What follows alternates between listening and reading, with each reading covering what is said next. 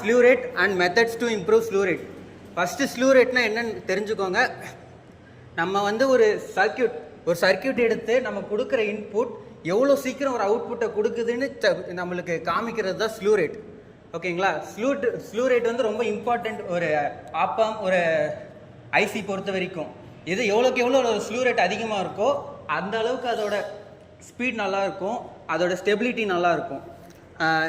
நீங்கள் இந்த டெஃபினிஷன் பார்த்தா புரியும். Rate of change of output voltage per unit time அப்படின்னா அவுட்புட் எவ்வளோ சீக்கிரம் டைமை பொறுத்து சேஞ்ச் ஆகுது, நம்ம இன்புட் சேஞ்ச் பண்ணுன்றது தான் இதோட சிம்பிள் டெஃபினிஷன்.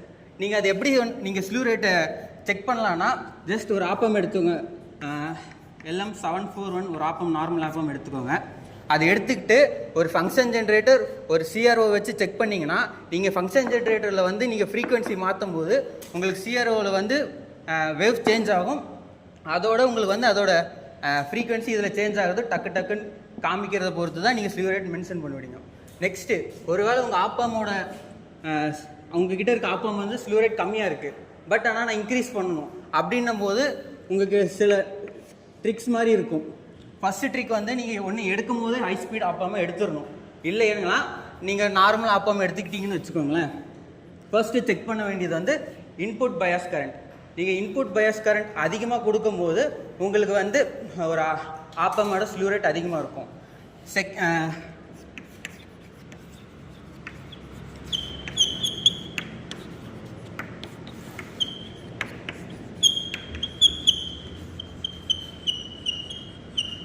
செகண்ட் வந்து பார்த்தீங்கன்னா இன்டர்னல் கம்பாசிட்டிவ் கெப்பாசிட்டன்ஸ். இன்டர்னல்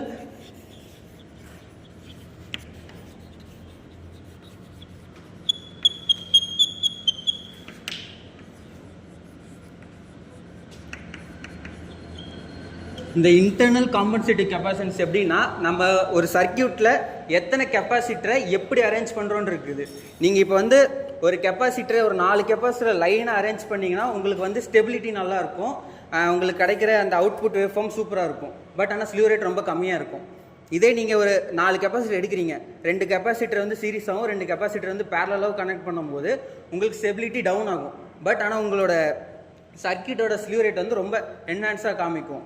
நெக்ஸ்ட் இந்த ரெண்டுத்துக்கும் ஒரு காமனான இது இருக்குது. நீங்கள் வந்து ஒரு சர்க்கியூட்டில் வந்து நீங்கள் இந்த கெப்பாசிட்டன்ஸை வந்து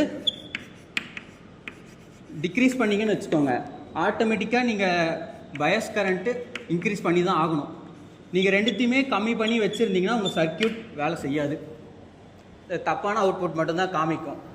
நெக்ஸ்ட்டு தேர்ட் ஒன் வந்து என்னதுன்னா, நீங்கள் இந்த ஃபீட்பேக் ஆம்ப்ளிஃபையர்ஸ்லாம் கேட்டுப்பட்டிருப்பீங்க, எலக்ட்ரானிக் சர்க்கியூட்ஸில் படிச்சிருப்பீங்க. Voltage feedback amplifier, current feedback amplifier இதெல்லாம் படிச்சிருப்பீங்க. அந்த சர்க்கியூட்டுக்கு ஏற்ற மாதிரி நீங்கள் வந்து டிசைன் பண்ணிங்கன்னா உங்களோட சர்க்கியூட்டோட ஸ்லீவ் ரேட் வந்து அதிகமாக இருக்கும்.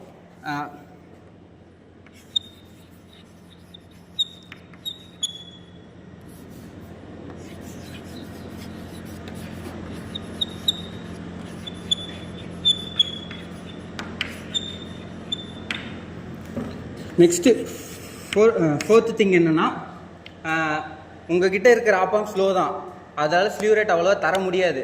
நீங்கள் சர்க்கியூட்டையும் யூஸ் பண்ணி பார்த்துட்டீங்க, உங்களால் சர்க்கியூட் வச்சு ஸ்லீவ் ரேட் இன்க்ரீஸ் பண்ண முடியல. அப்படின்னா இருக்கிற ஆப்பாம்லேயே ஒரு நல்ல இந்த சிலிக்கான், இந்த ஜெர்மேனியம் அந்த மாதிரி காம்போனண்ட்டால் செஞ்சப்பட்ட ஆப்பம் எடுத்துக்கிட்டிங்கன்னா அது வந்து அதால் முடிஞ்ச அளவுக்கு இன்னும் கொஞ்சம் ஸ்லீவ் ரேட் இன்க்ரீஸ் பண்ணும். லைக் இந்த கேலியம் ஆர்சனேட், சிலிக்கான் ஜெர்மியம் காம்பினேஷன், இந்த மாதிரி காம்பினேஷனில் இருக்க ஆப்பாம் எடுத்திங்கன்னா உங்களுக்கு வந்து ஸ்லீவ் ரேட் அதிகமாக இருக்கும். நெக்ஸ்ட்டு ஃபிஃப்த்து திங், உங்களால் நீங்களே வேணால் சர்க்கியூட்டை கூட டிசைன் பண்ணலாம். எக்ஸாம்பிளுக்கு நம்ம எக்ஸ்பெரிமெண்ட்டில் இருக்க ஸ்கிமிட் ட்ரிகர் எடுத்துக்கோங்க. It's a perfect example of how to increase the slew rate. அதோட டிசைன் பொறுத்த வரைக்கும் 2 கெப்பாசிட்டர் வந்து சீரிஸாக இருக்கும். நெக்ஸ்ட் 2 ரெசிஸ்டர் வந்து பேரலாக இருக்கும். இன்பிட்வீனில் ஒரு கெப்பாசிட்டர் வந்து கனெக்ட் ஆகிருக்கும். இந்த கனெக்ஷன் பேர் தான் ஸ்கிமிட் ட்ரிகர் கனெக்ஷன். இந்த கனெக்ஷன் மூலயமா தான் உங்கள் ஆப்பாமோட ஸ்டெபிலிட்டியும் மெயின்டைன் பண்ண முடியுது, அதோட ஸ்லீவ் ரேட்டையும் மெயின்டைன் பண்ண முடியுது. அவ்வளோதான், டாபிக் ஓவர். யாராவது எதாவது கொஷின்ஸ் எதாவது கேட்குறீங்களா?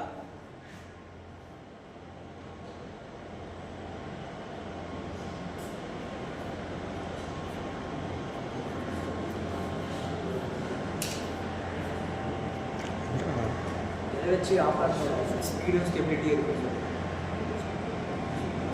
எதை வச்சு ஆப்ராம்போட ஸ்டெபிலிட்டியும் ஸ்பீடும் எப்படி இருக்காங்க சார்? ஆப்பாமோட எப்படி ஹை ஸ்பீடுன்னு சொல்கிறோன்னா ஃபர்ஸ்ட் இந்த ஸ்லியூரேட், மெயின் ஸ்லியூரேட்க்கு அப்புறம் நான் நிறைய பார்க்குறது என்னென்னா அதோட பேண்ட்வித் என்ன, நெக்ஸ்ட் அதோட சிஎம்ஆர்ஆர் ரேட் என்ன, நெக்ஸ்ட் அதோட இன்புட் இம்பிடன்ஸ் எப்படி இருக்குது, நெக்ஸ்ட்டு காமனாக இது திங்க தான் அதால் எவ்வளோ ரெசிஸ்டிவ் பண்ண முடியும், எவ்வளோ கெப்பாசிட்டன்ஸை அதால் தாங்க முடியும். இந்த மாதிரி சில சிம்பிளான ஒரு 6-7 டேர்ம்ஸ் வச்சு தான் நம்மளுக்கு வந்து ஹை ஸ்பீட் ஆப்பம்னு சொல்லுவாங்க. நீங்கள் ஐடியல் ஆப்பம் பற்றி படிச்சிங்கன்னா, ப்ராப்பர்ட்டிஸ் படிச்சிங்கன்னா இதுக்கு ஒரு தெளிவான டெஃபினிஷன் கிடைக்கும். நெக்ஸ்ட் வேறு யாராவது?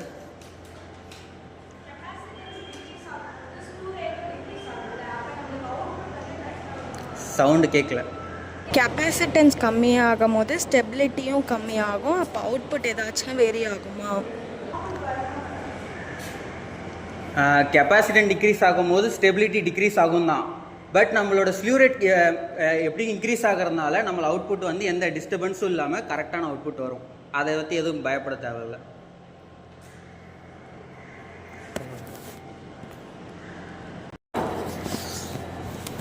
சொல்லு.